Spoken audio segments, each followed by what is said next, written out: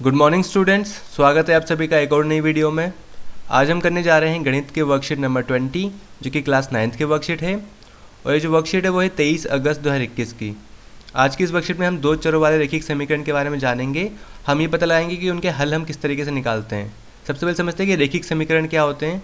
याद रखना, ऐसे सभी समीकरण जिनमें चरों की जो पावर होती है, जो घात होती है, वो एक हो, वो कहलाते हैं रैखिक समीकरण। जैसे यहाँ पर लिखा है 3x माइनस का मान लो 3y दे देते हैं इज इक्वल टू में 4।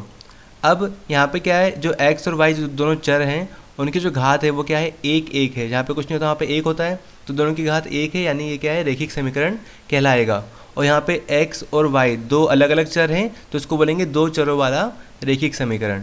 वहीं पे अगर इसकी जगह ऐसे लिखा होता है यहाँ पे 3x माइनस का 5 इज इक्वल टू 6, मान लो ये लिखा होता, तो ये क्या होगा, यहाँ पर भी देखो घात एक है, यानी ये भी रैखिक समीकरण है। पर यहाँ पे जो चर है वो सिर्फ x दे रखा है, यानी एक ही चर है, यानी ये एक चर वाला रैखिक समीकरण कहलाएगा। अब यहाँ पे देखो रैखिक समीकरण को दो भागों में डिवाइड भी कर रखा है। एक यहाँ पे दे रखा है एक चर वाला रैखिक समीकरण और दूसरा दे रखा है दो चर वाले रैखिक समीकरण। एक चर वाला रैखिक समीकरण का जो मानक रूप होता है वो होता है ax plus B is equal to 0, यानी यहाँ से अगर हम b को उधर ले जाएंगे तो क्या हो जाएगा, वो माइनस का b हो जाएगा। और a जब यहाँ पे मल्टीप्लाई में है तो इधर जाके क्या हो जाएगा, डिवाइड में, यानी x का मान आ जाएगा माइनस का b बाई a। याद रखना, एक चर वाले रैखिक समीकरण का जो हल होता है वो सिर्फ एक ही आता है, यानी कि यहाँ पे जो इसका अद्वितीय हल होता है, अद्वितीय हल का मतलब सिर्फ एक हल होना। जैसे यहाँ पे एक समीकरण दे रखा है 3x plus 5 is equal to 0, तो 5 यहाँ पे मल्टी प्लस का है तो उधर जाएगा क्या होगा, माइनस का हो जाएगा। और जो 3 यहाँ मल्टीप्लाई में है वो चलाएगा डिवाइड में, तो x का मान आ जाएगा माइनस का 5/3, यानी सिर्फ एक ही हल आएगा। इसके लिए इसको बोलते हैं अद्वितीय हल। दो चरों वाले रैखिक समीकरण की बात करें तो उसका जो मानक रूप होता है वो होता है ax plus B Y plus C is equal to 0। और जब हम इसको सॉल्व करते हैं, यानी मान लो जो ax को हमने यहीं पर रहने दिया और जो बी वाई और c है उसको उधर ले गए, तो दोनों हो जाएंगे माइनस के, यानी बी वाई माइनस सी हो जाएगा। और जो a यहाँ पे मल्टीप्लाई में है वो चले जाएगा डिवाइड में, तो x का मान क्या आएगा, माइनस बी वाई माइनस सी अपॉन में a। याद रखना, अब y की आप जो भी वैल्यू रखोगे, मान लो y की वैल्यू आपने 0 रखी तो x की भी कोई वैल्यू आ जाएगी, ठीक है। y की वैल्यू 1 रखोगे तो x की वैल्यू कोई दूसरी वैल्यू आएगी, यानी y की हम कोई हर वैल्यू रखेंगे, कोई भी वैल्यू रखेंगे तो उसके लिए x की कोई ना कोई वैल्यू जरूर आएगी। यानी इसका मतलब ये है कि जो x के जो हल होंगे, यानी इस समीकरण का जो हल होगा वो क्या होंगे, अपरिमित रूप से अनेक हल होंगे।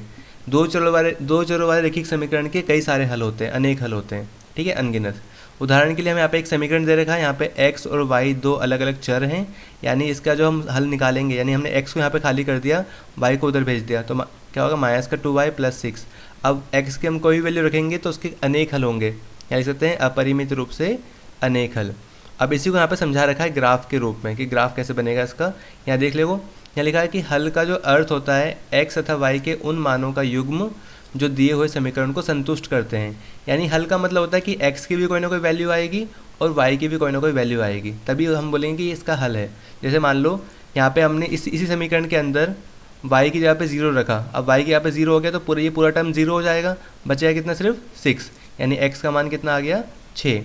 अब y की जगह अगर हम 1 रख देते हैं, यहाँ पे अगर हम 1 रख देंगे सो -2 को 1 से मल्टीप्लाई करेंगे तो कितना आएगा, -2 आएगा, और फिर प्लस का 6, तो -2 प्लस 6 कितना आएगा, 4, क्योंकि 6 में से 2 गया, बचेगा 4, और 6 बड़ा था इसलिए प्लस का साइन आ गया यहाँ पे। वैसे हमने यहाँ पे y की वैल्यू यहाँ पे 2 रखेंगे तो x की वैल्यू कितनी आएगी, 2, यानी कि देखो यहाँ पे x और y है, जब x की वैल्यू 6, जब y की वैल्यू हमने 0 रखी तो x की वैल्यू आई थी 6, जब y की वैल्यू 1 रखी तो x की वैल्यू आई 4, और जब y की वैल्यू 2 रखी तो x की वैल्यू भी आई 2। अगर आप आगे बढ़ते जाओगे, 3 रखोगे, 4 रखोगे, 5 रखोगे, तो x की कोई ना कोई वैल्यू आएगी, यानी कि इसके अनेक हल हो सकते हैं। यहाँ लिखा है हम y की जगह एक एक करके अनगिनत संख्याएं रख सकते हैं तथा हमें ऐसा करने पर x के अनगिनत हल या अनगिनत मान मिलेंगे। प्राप्त हल को क्रमिक रूप से इस प्रकार लिखा जा सकता है। देखो हल को जब लिखते हैं तो ऐसे लिखते हैं, x वाला नंबर पहले लिखते हैं और y वाला बाद में। सो यहाँ पे x वाला का नंबर क्या है, 6 है, तो ये इसको लिख सकते हैं 6 और 0, उसके बाद लिख सकते हैं 4 और 1, और ऐसे ही 2 और 2, ठीक है। तो वो हमने कंप्लीट कर लिया। अब देखो यहाँ पे लिखा है आलेखीय निरूपण, यानी हमें ग्राफ बनाना है। सो ग्राफ बनाने के लिए हमें जो पॉइंट्स होते हैं ना, x का और y का जो दोनों मान है वो पता होना चाहिए, तो वो ग्राफ बनेगा। यहाँ पहले लिखा, देखो पहला क्वेश्चन, आलेखीय निरूपण के अंदर कुछ बातें ध्यान में रखनी होती है। पहला तो ये है कि दो चरों वाले रैखिक समीकरणों का आलेख एक सीधी रेखा होगी, यानी एक सीधी लाइन बनेगी। रेखा पर स्थित प्रत्येक बिंदु रेखिक समीकरण को संतुष्ट करेगा। मान लो ये एक रेखा है, एक समीकरण है, तो यहाँ पे चाहे ये बिंदु लो, चाहे ये बिंदु लो, चाहे ये बिंदु लो, कोई सा भी बिंदु लोगे तो कोई ना कोई x और कोई ना कोई y का मान जरूर आएगा, मतलब x y की कोई ना कोई वैल्यू आएगी ही आएगी। ठीक है। थर्ड पॉइंट लिखा है समीकरण के प्रत्येक बिंदु उसका हल होंगे, यानी ये जो बिंदु जो भी हम लेंगे वो क्या होंगे, इस समीकरण का हल कहलाएंगे। ठीक है, क्योंकि अब हमने पढ़ा था कि जो दो चर वाले रेखिक समीकरण होते हैं उनके अनेक हल हो सकते हैं, अनगिनत हल हो सकते हैं। ठीक है। अब आते हैं अभ्यास कार्य में। यहाँ पे हमें कुछ क्वेश्चंस दे रखे हैं, उनको हम सॉल्व करेंगे वन बाय वन। पहला क्वेश्चन यहाँ पे देखो अभ्यास कार्य का यहाँ पे लिखा है जांच कीजिए कि रेखिक समीकरण ये, हमें एक समीकरण दे रखा है 2x - y = 6 के हल x = 2 और y = -2 है या नहीं। तो इसको सॉल्व करने के लिए हमें क्या करना पड़ेगा, पहले समीकरण लिख लेना इस तरीके से। ठीक है, समीकरण लिख लिया हमने और x की वैल्यू 2 दे रखी है, y की वैल्यू -2 दे रखी है। तो समीकरण 1 में x की वैल्यू 2 और y की वैल्यू -2 रखने पर क्या होगा, जब इस समीकरण में रखेंगे तो यहाँ पे देखो 2 की जगह पे तो 2 ही रहेगा। x की वैल्यू कितनी है, 2 है, तो यहाँ पे हमने 2 रख दी, और यहाँ पे माइनस का y था तो माइनस का साइन लगाया, और y की जगह पे क्या लिख दिया, -2, और इक्वल में कितना था 6, तो इक्वल में हमने 6 रख दिया।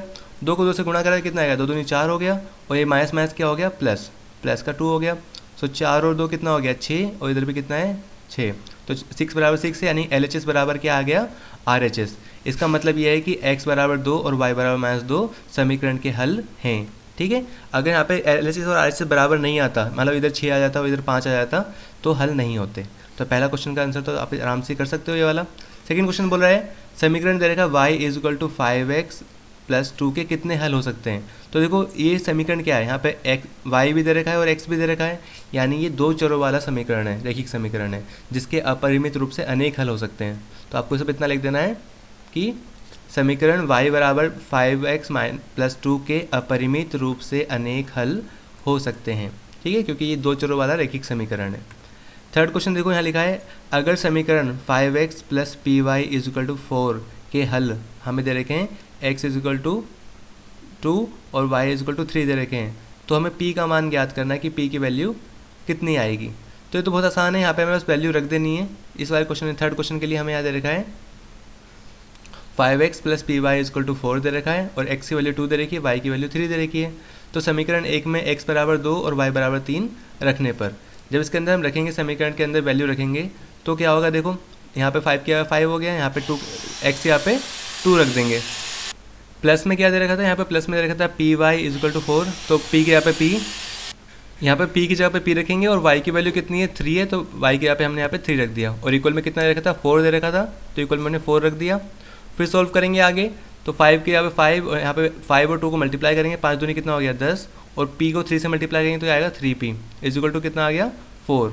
अब जो 3p यहीं पर रहा, जो 10 यहाँ पे था उसको हमने उधर भेजा, तो साइन क्या हो जाएगा, उसका चेंज हो जाएगा, साइन हो जाएगा माइनस का, इधर जाके हो गया -10, और 4 में से -10, 4 और -10 को करेंगे सॉल्व, तो कितना आएगा -6 आएगा, क्योंकि 6 में से 4 जाएगा 10, और 10 में से 4 जाएगा बचेगा 6, और जो 10 है उसके आगे साइन क्या है माइनस का, तो यहाँ पे माइनस का साइन आ जाएगा। और p की वैल्यू कितनी आ जाएगी, यहाँ पे 3 क्या है मल्टीप्लाई में है, तो इधर जगह क्या होगा डिवाइड में, 3 से 6 कट जाएगा 2 बार में, तो आंसर कितना आएगा, p की वैल्यू आ जाएगी -2। हमें वही निकालना था, हमें कहा था कि p का मान ज्ञात कीजिए, तो p की वैल्यू कितनी आ गई -2।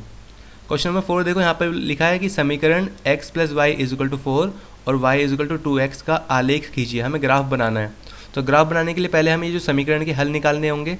तो समीकरण, पहला समीकरण क्या था, x + y = 4, तो यहाँ पे हमने y को खाली कर लिया, x को उधर भेज देंगे तो कितना आएगा -x हो जाएगा वो। अब x की वैल्यू हम अगर यहाँ पे 0 रखेंगे तो y की वैल्यू कितनी आएगी 4, क्यों, क्योंकि ये देखो यहाँ पे 0 रखेंगे तो ये पूरा यहाँ पे तो 0 हो गया, बचेगा सिर्फ यहाँ पे कितना 4, तो x की वैल्यू 0 रखने पे y की वैल्यू 4 आ रही है, और x की वैल्यू अगर हम 1 रख दें यहाँ पे तो y की वैल्यू कितनी आएगी, 4 में से 1 घटाएंगे तो आएगा 3, तो y की वैल्यू कितनी आ रही है 1। उसी तरीके से यहाँ पे हम जो दूसरा समीकरण है वो दे रखा है y = 2x। ठीक है, सो अगर तो यहाँ पे देखो ऑलरेडी खाली है, तो यहाँ पे y की जो x की वैल्यू हमें खुद से रखनी है। मान लो हम 1 रखेंगे x की वैल्यू, तो y की वैल्यू कितनी आएगी 2 एकम 2। ठीक है, और यहाँ पे अगर x की वैल्यू 2 रख देंगे तो 2 दूनी कितना हो जाएगा 4, ये मल्टीप्लाई में याद रखना, 2x क्या है 2 और x मल्टीप्लाई में है, तो x को जो भी वैल्यू रखेंगे वो 2 में मल्टीप्लाई हो जाएगी।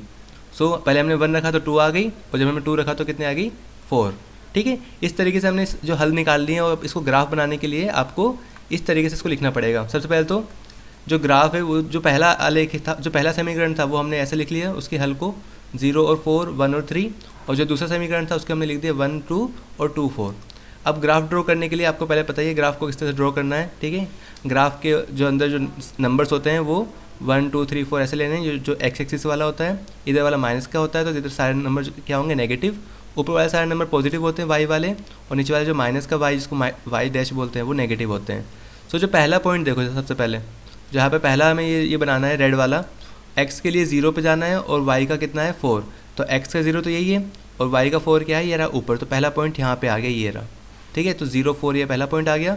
और इसके लिए फिर दूसरा वाला पॉइंट क्या है, 1 और 3 सॉरी। सो 1 की यहाँ पे 1 ये रहा और 3 कहाँ है, ये रहा, एक्स का 1 और वाई का 3, तो ये दूसरा पॉइंट भी ये हो गया। अब ये 2 पॉइंट हो गए, तो ये जो लाइन है हमने जो रेड लाइन खींची है स्केल से इसको सीधे मिला देनी है। तो ये हमारा पहला जो आलेख था वो बन गया। अब आते हैं दूसरे पे, तो दूसरा यहाँ पे x बराबर कितना दे रखा है 1 और y बराबर दे रखा है 2। तो इसी के ऊपर हम आराम से बना सकते हैं, x की वैल्यू 1 देखो ये रही और y 2 कहाँ है, ये रही। तो पहला जो पॉइंट है वो तो ये हो गया 1 और 2 वाला। दूसरा पॉइंट है 2 और 4, तो x का 2 ये रहा, x की वैल्यू 2 यहाँ पे ये रही, और y का 4 का जो वैल्यू है वो ऊपर है, ये रही। सो इन दोनों पॉइंट को भी हमें यहाँ स्केल से बिल्कुल सीधा करके मिला देना है। सो ये 1 2 और 2 4 भी लिखना है यहाँ पे, और इस तरह से आलेख को खींच देना है। और ये जो इक्वेशन दे रखी है यहाँ पे साइड में, ये जो इक्वेशन है इनको भी ज़रूर लिखनी है, जो समीकरण है वो भी ज़रूर लिखने हैं। इस तरह से आपका ये जो ग्राफ है वो पूरा बन जाएगा, ठीक है। आराम से बनाना, तो कोई ज़्यादा दिक्कत नहीं आएगी। बस लाइन ध्यान से खींचना, स्केल से लाइन बिल्कुल सीधी होनी चाहिए।